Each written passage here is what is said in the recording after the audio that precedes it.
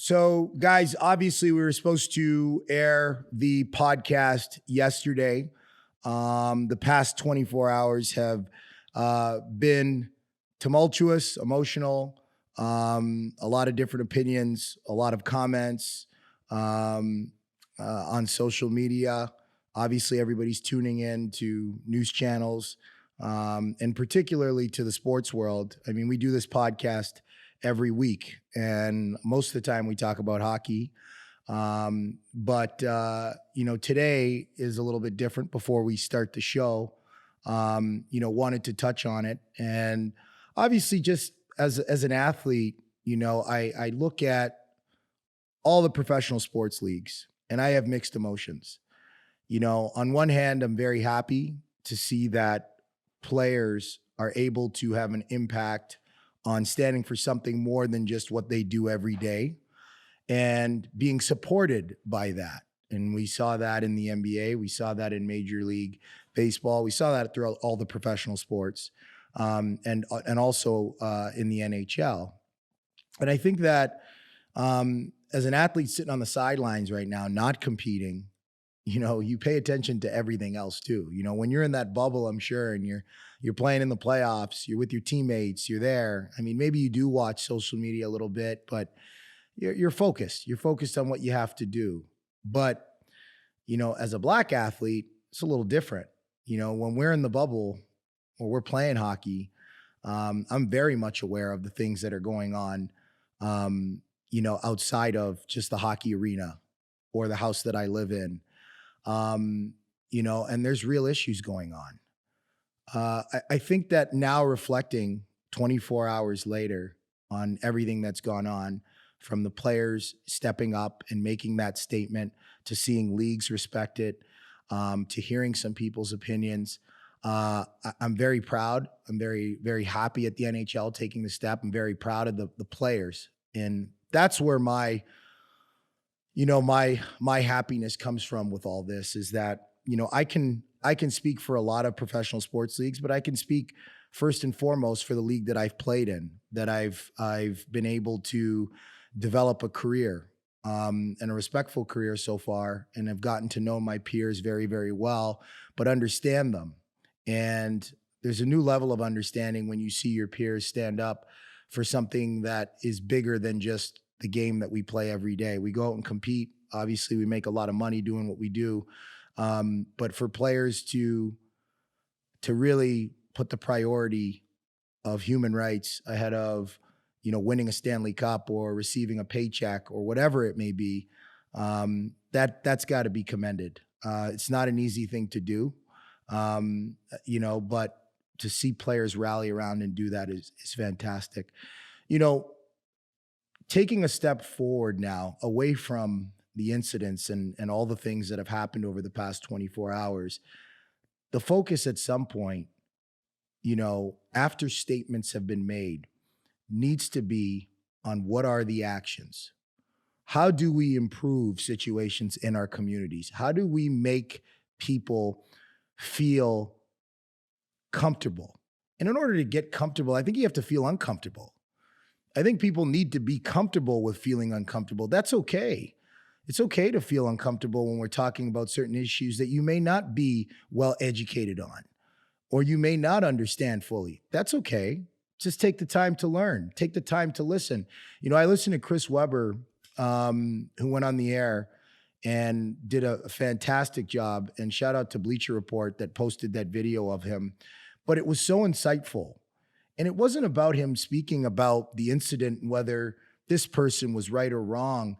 It was about the bigger picture and just the simplicity of people just listening and people trying to make the effort to understand. And, the hope is that one day everybody can just get along, that people can feel comfortable in their skin. People can feel comfortable walking down the street. And I don't think anybody can argue that. I mean, everybody deserves the right to leave their house and walk down the street and feel comfortable. But we can't just dumb this down to professional sports. We can't dumb it down to it just being about professional athletes making statements, about professional athletes missing games. These are real issues. These are things that are happening in real life. This is bigger than sports. The cause is bigger than the NBA. The cause is bigger than Major League Baseball. The cause is bigger than the NHL. It's bigger than professional sports. And I think the quicker that we understand that, I think the quicker we can move forward. I think something else that's also worth talking about is just the emotional component. Forget whether you're black, white, yellow, brown, purple, whether you're a Democrat, Republican, whatever your political views are, whatever your race, your religion is, you know, everybody is feeling something. People are frustrated, people are emotional. And the more emotional people get is the more that they want to understand what's going on. How do we get to a place of getting better?